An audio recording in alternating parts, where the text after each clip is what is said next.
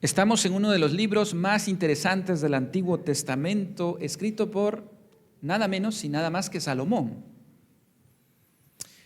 Pero es un libro raro. Si ya leyeron con atención, Salomón parece que está pasando por una época de depresión. Y es que Salomón escribe Eclesiastés en el atardecer de su vida, cuando ya ha llegado a viejo y algunos piensan que está a punto de morir. Y la conclusión a la que llega del sentido de la vida realmente es desconcertante.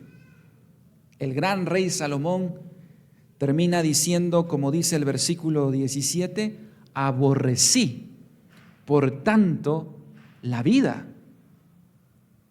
¿Qué es lo que lleva a un hombre a odiar la vida, como tenemos aquí en el libro de Eclesiastés? Una de las conclusiones a las que llega Salomón es en el versículo 1, en el versículo 2, donde dice, la vida es vanidad de vanidades, todo es vanidad. La palabra vanidad quiere decir vacío, hueco, absurdo. O sea, realmente Salomón está en una gran crisis cuando escribe estos primeros versículos. Por eso decíamos hace 8 días que Eclesiastés es un buen libro para aquellos que están pasando por una crisis de fe. Eclesiastés es un buen libro para aquellos que han perdido la esperanza, para aquellos que en algún momento han pensado que la vida no tiene sentido. Por eso el título de este sermón es En búsqueda del sentido de la vida. Porque Salomón en algún punto de su vida perdió el norte, perdió el rumbo. Aquel hombre sabio, lleno de vida, lleno de cosas tan buenas, hoy habla en el capítulo 1 y capítulo 2 de Eclesiastés como una persona que está a punto de tirarse en un precipicio. Dice, aborrecí la vida. Este es un trabajo penoso que Dios le ha dado a los hombres. Lo paradójico de esto es que Salomón fue uno de los hombres, si no el más exitoso de todos los hombres en el planeta Tierra. Salomón lo tuvo todo. Fue exitoso en su reino de hecho llegó a ser uno de los más prósperos. Fue sabio, escribió el libro de Proverbios, escribió el Cantar de los Cantares. La Biblia nos dice que toda la gente venía de lejos para escuchar a Salomón. Sin embargo, Salomón en este punto de su vida se encuentra vacío y seco por dentro. ¿Cómo percibe la vida Salomón? Bueno, veamos en el versículo 3 del capítulo 1 y vamos a ver que para Salomón la vida era desesperadamente monótona y aburrida. Fíjense lo que dice el versículo 3 del capítulo 1. ¿Qué provecho tiene el hombre de todo su trabajo con que se afana debajo del sol? Generación va y generación viene, mas la tierra siempre permanece. Sale el sol y se pone el sol y se apresura a volver al lugar de donde se levanta. ¿Cómo ve Salomón todos los días? Aburridos, repetitivos. Sale el sol y se vuelve a poner para la misma historia mañana. Todo es aburrido, decía Salomón, una monotonía tan absurda me parece la vida. ¿Saben, hermanos? Este libro fue escrito más o menos 1000 años antes de Cristo. Y es impresionante cómo Salomón se adelantó a los filósofos de Grecia o a los filósofos de la Ilustración. Ustedes recuerdan a este famoso filósofo alemán que acuñó la frase Dios está muerto. De hecho hay una película, ¿recuerdan de esa frase? Friedrich Nietzsche, filósofo alemán. Curioso porque él dijo Dios está muerto, ya no lo necesitamos. El hombre moderno no necesita a Dios. Y él acuñó una frase en filosofía que se llama nihilismo, que es la negación de todo gran relato que tiene un gran objetivo. Rechazó el relato de la religión, de la política y de la moral. Salomón estaba mucho más adelantado que Nietzsche. Por cierto, Nietzsche su abuelo era pastor, su papá era pastor y terminó como Salomón odiando la vida. Curioso porque rechazó a Dios, pero fue su mamá cristiana quien lo cuidó porque él perdió la razón, él se volvió loco y así terminó sus días. Y Salomón está perdiendo el norte en el capítulo 1 de Eclesiastés, a pesar de que su papá era David. Esta vida me parece absurda, decía Salomón, adelantándose al nihilismo de Nietzsche. Versículo 8 sigue hablando de cómo es la vida para él. Versículo 8 del capítulo 1 dice: todas las cosas son fatigosas, más de lo que el hombre puede expresar. Nunca se sacia el ojo de ver, ni el oído de oír. ¿Sabe qué dice Nietzsche? Salomón. Estoy cambiándole el... Y se adelantó de nuevo. Todos los días dice: nunca se sacia el ojo de ver ni el oído de oír. 1000 años antes, hablando de algo que nos caracteriza a cada generación, vivimos en una insatisfacción crónica. Nunca estamos felices, nunca estamos satisfechos. Deseamos lo que no tenemos y tenemos lo que no deseamos. Es curioso porque a pesar de todos los avances tecnológicos, ¿se recuerdan ustedes, hermanos, para los que son millennials, como este servidor, cuando teníamos que hablar por teléfono antes? Había que ir a una cabina, ¿verdad? En mi pueblo todavía íbamos a una cabina. O sea, a usted lo iban a llamar, fíjese que tiene una llamada a las 3 de la tarde. Ah, bueno, decía uno, ¿verdad? Y iba a la cabina, ¿verdad? ¿Se recuerdan? Mi madre me habla de los telegramas. Se murió Juan. Eso era todo. Así porque era, creo que 50 centavos, algo así, o 25 centavos cada palabra, o 10 centavos, no sé. Había que ser muy escuetos, muy resumidos, ¿verdad? Y no digamos para escuchar una canción, ¿se recuerdan? Los grandes discos, aquellos grandotes negros, LP, ¿verdad? Luego, para mi generación eran los discos, ¿verdad? Los Discman. Hoy la nueva generación, generación Z, están como, ¿y esos de qué están hablando, verdad? Hoy para hablar por teléfono a cualquier parte del mundo, solo tomamos y llamamos. Para mandar un mensajito por WhatsApp, por Telegram, por Messenger. Somos una generación mucho más avanzada que la de antes, pero tal cual dice Salomón, no nos saciamos de ver y no nos saciamos de oír.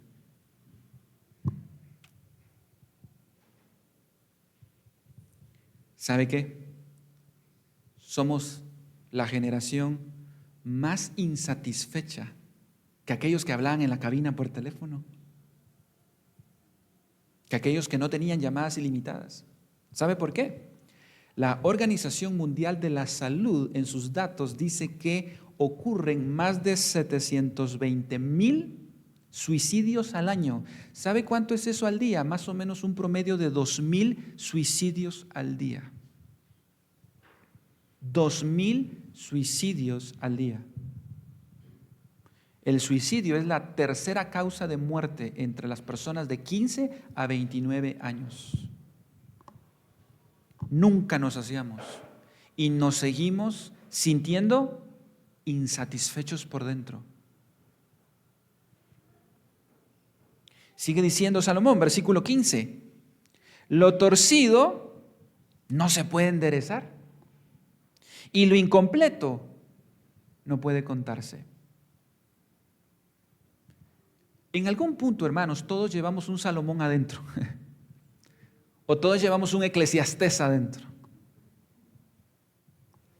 Salomón dice, lo torcido no se puede enderezar, hagas lo que hagas. Salomón 1000 años antes ya estaba diciendo, no creas en las promesas de políticos que van a cambiar. Elecciones tras elecciones vivimos en Guatemala, en el mundo, de que tal fulano sí va a cambiar y volvemos a la misma historia. Hay cosas que están mal, dice Salomón, y no importa lo que hagamos, siempre van a estar mal, dice Salomón. Anda un poquito amargado Salomón, ¿verdad? En el capítulo 1. Y uno dice, ¿cómo pasó Salomón de ser ese hombre tan sabio, tan positivo, tan como una fuente de vida en Proverbios, a pasar a la amargura en el libro de Eclesiastés? Bueno, como hemos dicho en la introducción de Eclesiastés, Salomón está así porque Salomón se alejó de Dios. Él trató de hallar el sentido de la vida dejando afuera a Dios. Y vamos a ver en estos capítulos que él buscó el sentido de la vida dejando a Dios a un lado en 3 áreas principales. La primera de ellas es en el conocimiento. Vean ustedes ahora en el versículo 16, verso 18. Hablé yo en mi corazón diciendo, he aquí, yo me he engrandecido y he crecido en sabiduría sobre todos los que fueron antes de mí en Jerusalén. Y mi corazón ha percibido mucha sabiduría y ciencia.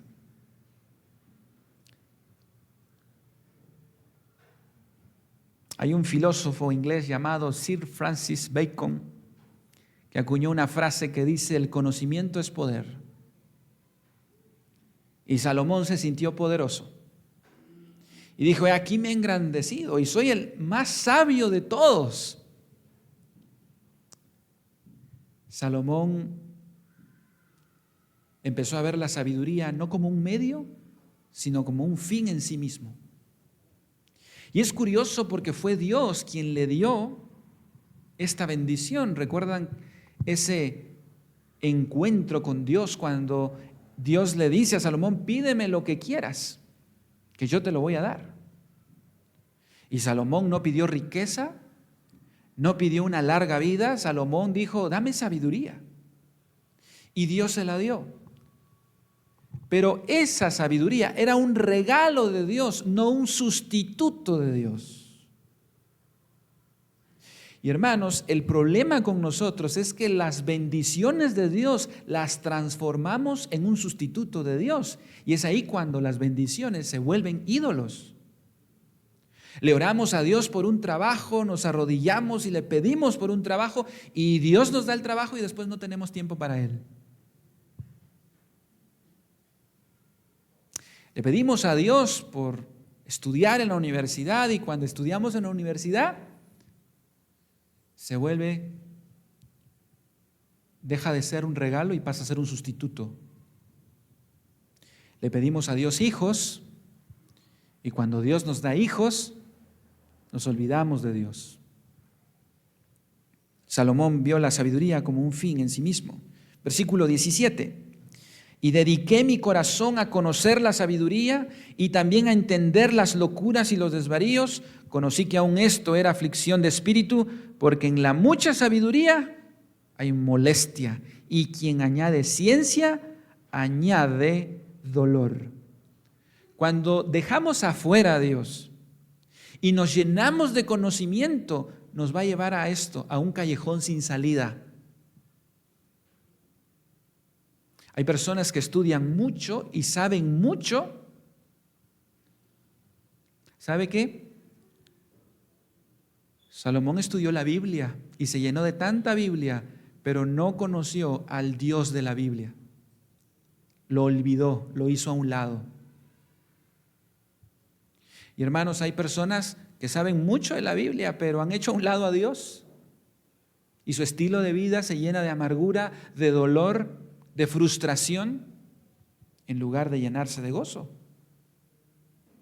Curioso porque Salomón olvidó algo que cierta persona escribió en Proverbios, capítulo 3, verso 5. Alguien escribió en Proverbios 3:5, fíate de Jehová de todo tu corazón y no te apoyes en tu propia prudencia. Reconócelo en todos tus caminos y Él enderezará tus veredas. ¿Sabe quién escribió eso? A veces tenemos que revisar lo que decimos, ¿verdad? Una cosa es predicar y otra cosa es vivirlo. Salomón fue el que dijo, sobre toda cosa guardada, guarda tu corazón. Pero tuvo 1000 mujeres y sus mujeres desviaron su corazón. Una cosa es decirlo, una cosa es predicarlo, pero otra cosa es vivirlo. Como decimos, Salomón escribió Proverbios cuando estaba en su prime, en su mejor momento. Y aquí también aplica esa frase que dice, tu pasado no define tu futuro. El hecho de que en el pasado hayamos sido buenos cristianos y hayamos estado buscando a Dios no garantiza que en el futuro lo hagamos. ¿Por qué? Porque todos los días debemos cuidarnos, todos los días. Ese gran hombre que dijo, fíate de Jehová de todo tu corazón y no te apoyes en tu propia prudencia, en Eclesiastés se apoyó en su propia prudencia y dijo, la sabiduría solamente me es aflicción de espíritu. El conocimiento, hermanos, no puede darnos lo que solo Dios puede darnos. Esto fue lo que vivieron justamente esos grandes filósofos de la época de la Ilustración. ¿Se recuerdan ustedes de Bertrand Russell, un filósofo británico que fue premio Nobel de literatura? Tenía un conocimiento bárbaro. ¿Y sabe cómo termina su vida diciendo, la filosofía ha demostrado ser un desperdicio para mí? Un hombre que se dedicó a la filosofía toda su vida, pero que también no tuvo un encuentro con Dios. Terminó igual que Salomón.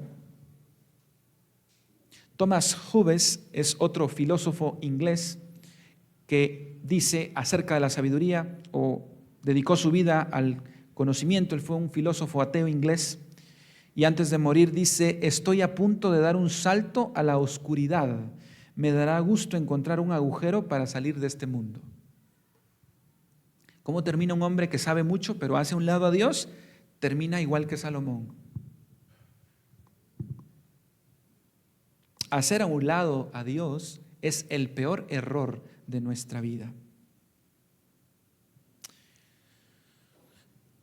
El conocimiento entonces no pudo darle a Salomón el sentido de la vida. Entonces Salomón probó en una segunda área. Él trató de hallarle sentido a la vida en la búsqueda del placer. Él buscó en el placer lo que el estudio no pudo darle. Fíjense ahora en el capítulo 2, versículo 1. Dije yo en mi corazón, ven ahora, te probaré con alegría y gozarás de bienes. Mas he aquí, esto también era vanidad. A la risa dije, enloqueces, y al placer, ¿de qué sirve esto? Propuse en mi corazón agasajar mi carne con vino y que anduviese mi corazón en sabiduría con retención de la necedad hasta ver cuál fuese el bien de todos los hijos de los hombres, en el cual se ocuparan debajo del cielo todos los días de su vida.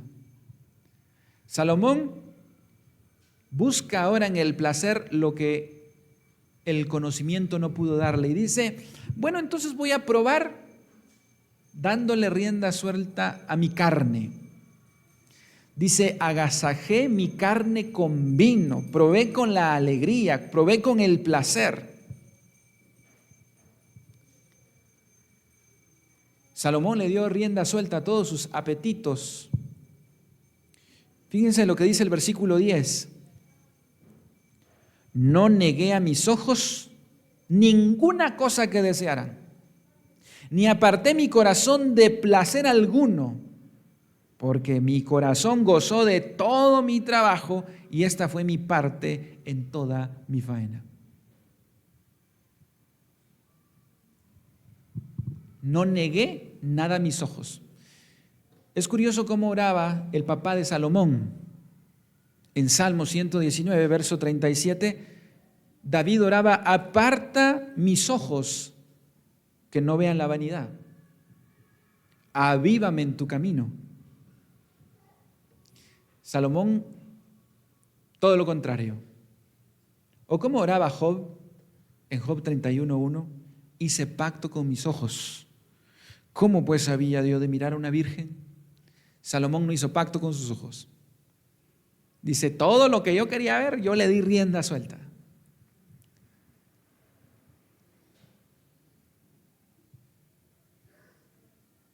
Y dice Salomón: también esto me pareció vanidad. Hermanos, cuando queremos experimentar el placer haciendo a un lado a Dios, nos va a llevar a un callejón sin salida. Y es que, hermanos, no es que Dios no quiera que disfrutemos. ¿Quién creen ustedes que creó el placer? ¿Dios o Satanás? Dios. Dios diseñó el placer. ¿Sabe cuántas papilas gustativas tenemos en la boca para disfrutar los sabores? Dios diseñó el placer para que nosotros disfrutemos de las cosas que Él ha hecho. El problema es cuando nosotros hacemos a un lado a Dios por disfrutar y esas bendiciones pasan a ser un sustituto de Dios. Por ejemplo, Dios creó la comida. ¿Comer es bueno? Totalmente. Qué rico es comer, ¿verdad? Dios creó la comida para que nos alimentemos y lo disfrutemos. Pero nosotros creamos la glotonería. Dios creó el sueño para dormir. ¿A cuánto les gusta dormir? Amén. Eso es algo bueno.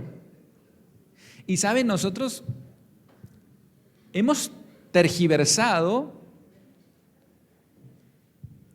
que es pecado, hermanos, cuando no dormimos, porque no cuidamos el templo del Espíritu Santo.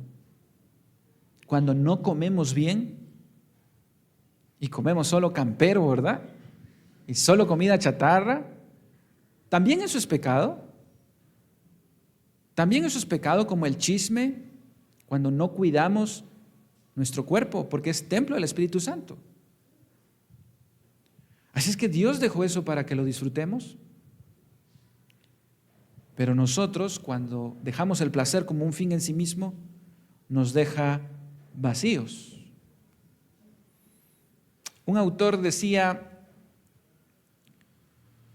con el tema del placer y nuestros deseos: si no conseguimos lo que queremos, nos frustramos.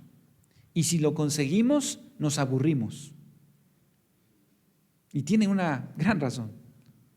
Si no conseguimos lo que queremos, nos sentimos frustrados.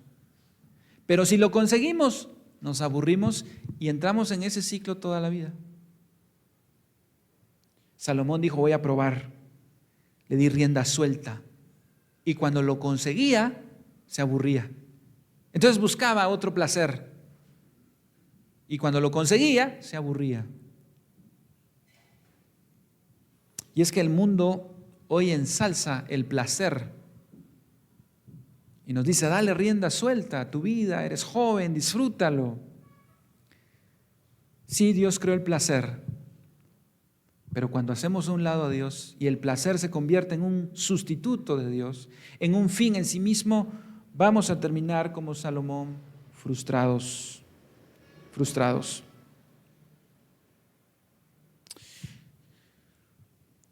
Como Salomón no encontró el sentido de su vida en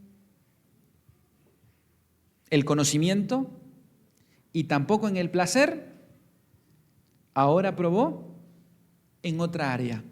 Fíjense dónde ahora probó. Versículo 4. Engrandecí mis obras, edifiqué para mí casas, planté para mí viñas, me hice huertos y jardines y planté en ellos árboles de todo fruto, Me hice de aguas, de estanques de aguas, para regar de ellos el bosque donde crecían los árboles. Versículo 7. Compré siervos y siervas, y tuve siervos nacidos en casa. También tuve posesión grande de vacas y de ovejas, más que de todos los que fueron antes de mí en Jerusalén. Me amontoné también plata y oro y tesoros preciados de reyes y de provincias. Me hice de cantores y cantoras, de los deleites de los hijos de los hombres y de toda clase de instrumentos de música. ¿Qué está probando ahora Salomón? Ya probó con el conocimiento, ya probó con el placer, ahora está probando con las posesiones materiales. Y noten ustedes, Salomón no se hizo casa, se hizo casas. De hecho, una de sus casas, o la primera que hizo, ¿usted sabe cuánto tiempo se tardó en hacer el templo Salomón? 7 años. ¿Y sabe cuánto se tardó en hacer su casa? La primera. 13 años.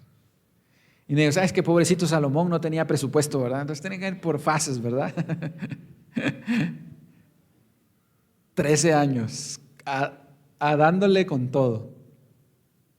Pero no se hizo una casa. Ustedes saben hoy lo que cuesta hacer una casa, ¿verdad?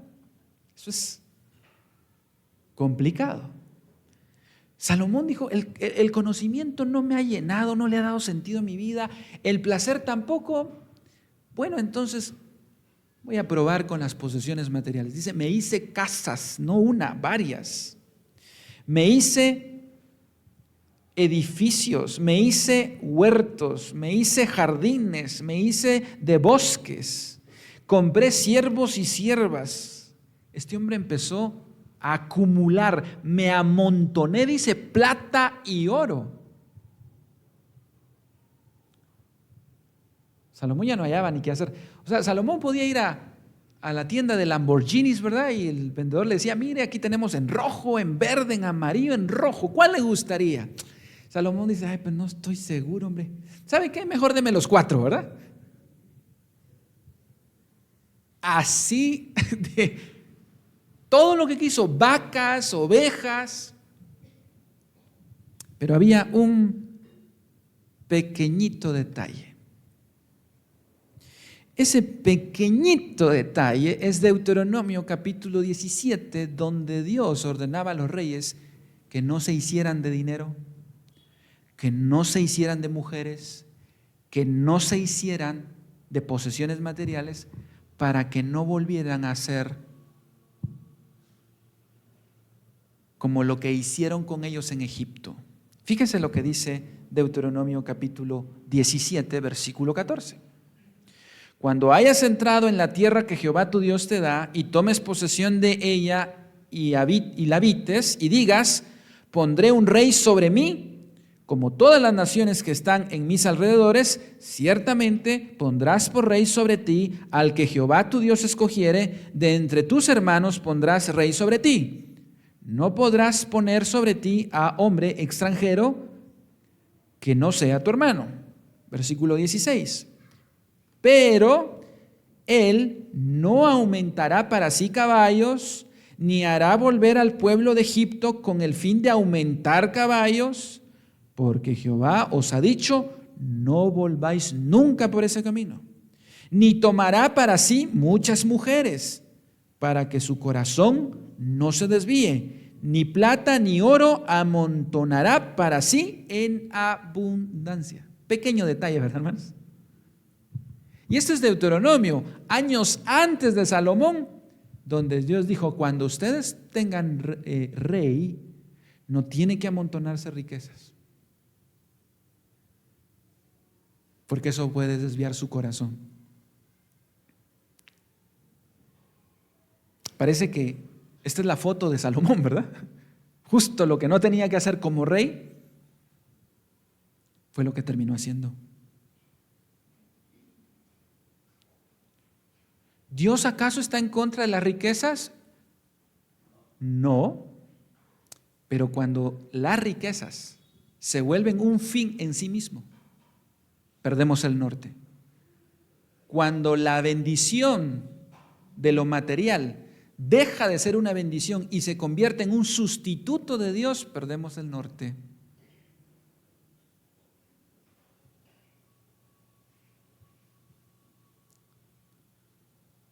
Ahora alguien dirá, bueno, yo no tengo tanto como Salomón. Hermanos,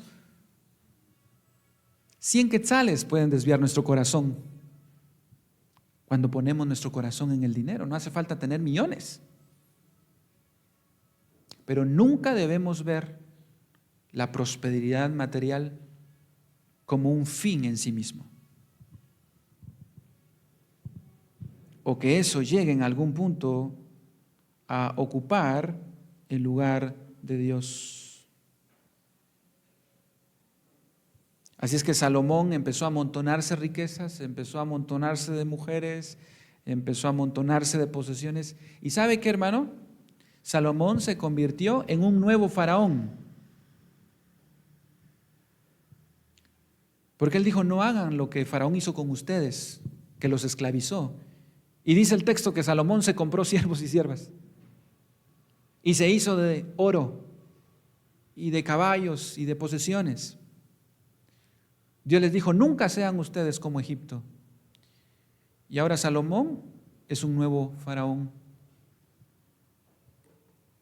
¿Cuál es el resultado de amontonar tanta riqueza y de posesiones materiales? ¿Fue feliz Salomón con eso? Fíjense lo que dice el verso 11. Miré yo luego todas las obras que habían hecho mis manos y el trabajo que tomé para hacerlas, y he aquí, todo era vanidad y aflicción de espíritu, y sin provecho debajo del sol. Bajen un poquito al versículo 17. Aborrecí por tanto la vida, porque la obra que se hace debajo del sol me era fastidiosa, por cuanto todo es vanidad y aflicción de espíritu. ¿Se sentía más feliz Salomón con todo ese oro amontonado ahí? No. Y si se lo ponía de cabecera, ¿será, hermano? Si se ponía un saco de dólares ahí, ¿verdad? Y de repente esto. Hermanos, Salomón descubrió algo que todos nosotros sabemos. Las cosas materiales no van a traer el sentido de la vida. La felicidad no viene de allí. Hermano, si la felicidad viniera del dinero, entonces las personas más adineradas, los grandes artistas de Hollywood serían los más felices, ¿verdad? ¿Pero son ellos felices? ¿Se ha dado cuántos de ellos terminan suicidándose? Porque terminan como Salomón, aborrecí por tanto la vida. Porque nos olvidamos, hermanos, que el dinero puede comprar una cama, pero no el sueño. El dinero puede comprar un reloj, pero no el tiempo. Puede comprar una casa, pero no un hogar. Puede comprar medicina, pero no la salud. Puede comprar una Biblia, pero no salvación. Puede comprar sexo, pero no amor. El dinero no es la solución para todo. Es un medio, no un fin en sí mismo. El dinero puede comprar un buen libro, pero no puede comprar el conocimiento. El dinero nos puede hacer mejor la vida de afuera, pero sentirnos miserables por dentro. Por eso, ¿qué dice la Biblia en cuanto a las posesiones materiales? Mire qué interesante lo que dice primera de Timoteo 6:8. Así que teniendo sustento y abrigo, estemos contentos con esto. No nos gusta ese versículo, ¿verdad? Ay, hermano, hombre, no, hombre, ¿verdad? Un abriguito ahí, ¿verdad? Un Lamborghini, aunque sea, ¿verdad? Así que, teniendo sustento y abrigo, estemos contentos con esto. Fíjese lo que dice la Biblia, versículo 9. porque los que quieren enriquecerse caen en tentación y lazo y en muchas codicias necias y dañosas, que hunden a los hombres en destrucción y perdición. Muchos ven el evangelio como un medio para hacerse de dinero. Es que si yo soy cristiano, Dios me va a hacer rico. ¿Quién le dijo eso a usted? Bueno, esa es otra historia, ¿verdad? Yo sé quién dice eso, pero eso no dice la Biblia. Hermano, ¿no venimos a Cristo para ser ricos? No. Hay algo más grande. Y no es lo material. Cuando buscamos la felicidad en las cosas materiales, estamos buscando la felicidad en el lugar equivocado. Y sigue diciendo la Biblia, porque raíz de todos los males es el amor al dinero. No es el dinero en sí, es el amor al dinero, el cual codiciándolo algunos se extraviaron de la fe y fueron traspasados de muchos dolores. ¿Sabe qué dice Eclesiastés? Rico, fíjense lo que dice Eclesiastés, rico es el sueño del trabajador, mas al rico no lo deja dormir. Wow. Rico es el sueño del trabajador, mas al rico la riqueza no lo deja dormir. ¿Sabe, hermano? El trabajador, como decimos popularmente, el peón, sale de su trabajo, se va a dormir. Pero el jefe a las 2 de la mañana está preguntándose, y este presupuesto, y bajó el dólar, y que no sé qué, y no puede dormir. El trabajador tiene tiempo para disfrutar a su Señor, para servir. Le dicen, hermano, ¿usted tiene tiempo para...? Sí, hermano, tengo tiempo. El rico no tiene tiempo. Está ocupado viendo cómo hace el tema de la empresa. Y eso dice Timoteo. Uno piensa que la riqueza es una gran ventaja, muchas veces es una gran desventaja, hermano. Por eso Agur, que por cierto fue compañero, fue a la primaria a estudiar con Salomón e hicieron juntos Proverbios. ¿Sabe qué dice Agur? Cuatazo de Salomón, capítulo 30, verso 7. 2 cosas te he demandado, dice Dios. No me las niegues antes de que muera. Vanidad y palabra mentirosa aparta de mí. No me des pobreza ni riqueza. Manténme del pan necesario, no sea que me sacie y te niegue y diga, ¿quién es Jehová? O que siendo pobre hurte y blasfeme el nombre de mi Dios. Interesante, ¿verdad, hermanos? No me des pobreza, tampoco riqueza. Manténme del pan necesario. ¿Nos hace falta estar contentos con lo que tenemos? ¿Cómo está su tarjeta de crédito, hermano? Hermano, yo soy feliz con Dios. Y sí, pues la tarjeta topada, ¿verdad? Hay que ver cómo es feliz usted. No. Las tarjetas de crédito, según las estadísticas, están por las nubes. ¿Y sabe qué? Los cristianos no son la excepción. Parece que también los cristianos queremos darnos lujos que no tenemos. O como decía la abuelita, la chamarra no da, pero queremos estirar la chamarra y tener un estilo de vida que no es acorde. ¿Y sabe qué? Eso no es pecado, hermano. Eso es contentamiento con lo que tenemos. Pablo fue contento con lo que tenía. Cuando tenía abundancia, gloria a Dios. Y cuando tenía escasez, gloria a Dios. Pero Salomón perdió el norte y trató de buscar satisfacción en amontonarse más y más y más. Y llegamos a la recta final de este sermón. Hermanos, hay una buena noticia, una excelente noticia. Lo verdaderamente satisfactorio no se encuentra en este mundo, ni en el placer, ni en el conocimiento, ni en las posesiones materiales. Fuimos creados para encontrar nuestro deleite en Dios. Eso es lo que verdaderamente puede traernos satisfacción. Decía Agustín de Hipona una frase que debemos recordar: nos hiciste, Señor, para ti, y nuestra alma solo puede encontrar descanso cuando lo encuentra en ti. Hermanos, no fuimos creados para las posesiones materiales, para que ellas nos den felicidad. Ellas no nos van a dar. Por eso decía C.S. Lewis en su libro Mero Cristianismo: si yo tengo un anhelo que ninguna cosa de este mundo puede satisfacer, eso quiere decir que yo he sido creado para otro mundo. Leonard Ravenhill dice: entre menos gozo encuentro en Cristo, más entretenimiento necesito. ¿Sabe qué es lo triste, hermano? Lo paradójico de esto es que Salomón estaba buscando algo que ya tenía. Estaba buscando felicidad en el conocimiento, en el placer, en las posesiones materiales, cuando él ya lo tenía y estaba en Dios.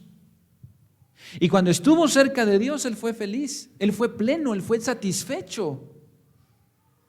Pero cuando se alejó, se amargó. Por eso dice el profeta Jeremías en capítulo 9, versículo 23: así dijo Jehová, no se alabe el sabio en su sabiduría, ni en su valentía se alabe el valiente, ni el rico se alabe en sus riquezas, mas alabes en esto el que se hubiere de alabar, en entenderme y conocerme, porque yo soy Jehová, que hago misericordia, juicio y justicia en la tierra, porque estas cosas quiero, dice Jehová. Hermanos, no necesitamos una casa más grande, un trabajo mejor pagado para ser felices. No necesitamos darle rienda suelta al placer e irnos de parranda o disfrutar una noche de locura. No. Esto es lo que necesitamos: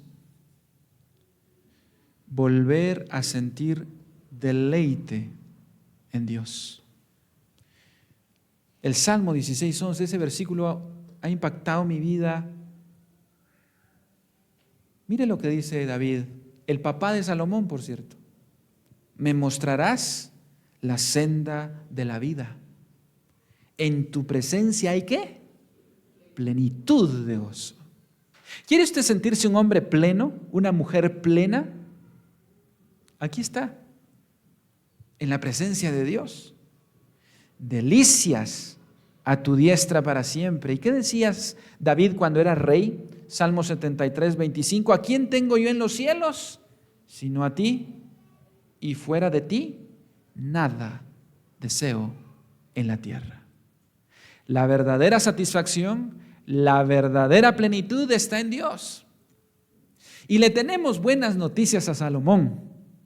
Salomón dice: lo que está torcido nadie lo puede enderezar. Sí, Salomón, alguien lo puede enderezar, porque dice la Biblia, el Evangelio le responde a Salomón y le dice: el que está en Cristo, nueva criatura es.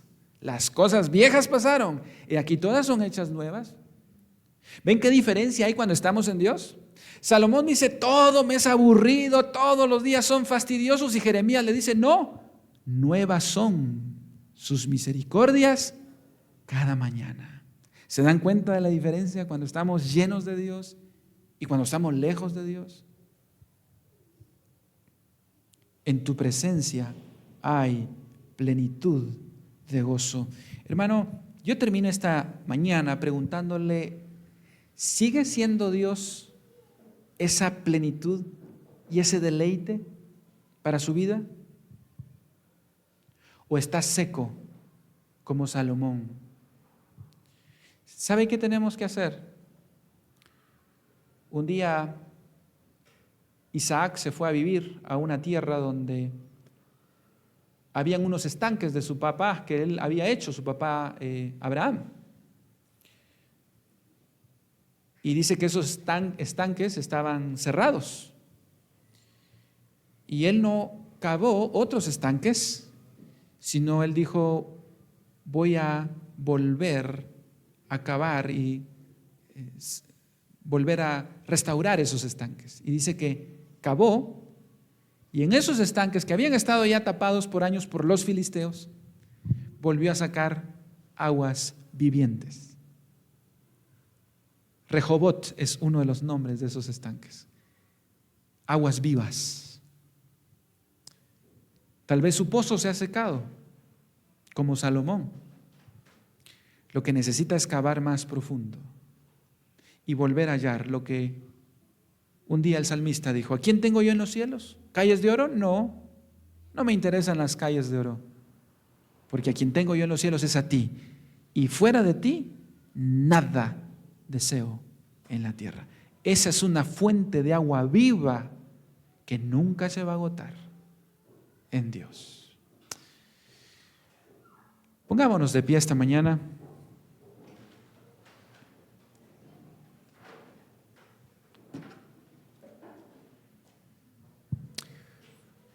Podemos cerrar nuestros ojos.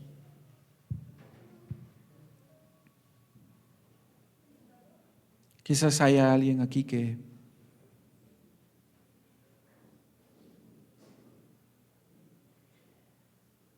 haya estado seco, vacío,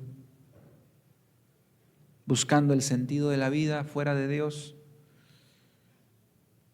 Hoy Cristo quiere darle una fuente de agua viva. Si hay alguien acá que quiera reconciliarse, que quiera reconocer a Cristo, puede levantar su mano. Yo sé que Dios tiene una fuente de agua viva para usted. ¿Habrá alguien que quiera reconciliarse con el Señor esta mañana? ¿O reconocer a Cristo como su Señor y Salvador? Hoy es un buen momento para hacerlo. Padre, te pedimos perdón, Señor, cuando nos hemos hecho cisternas rotas que no retienen agua y nos hemos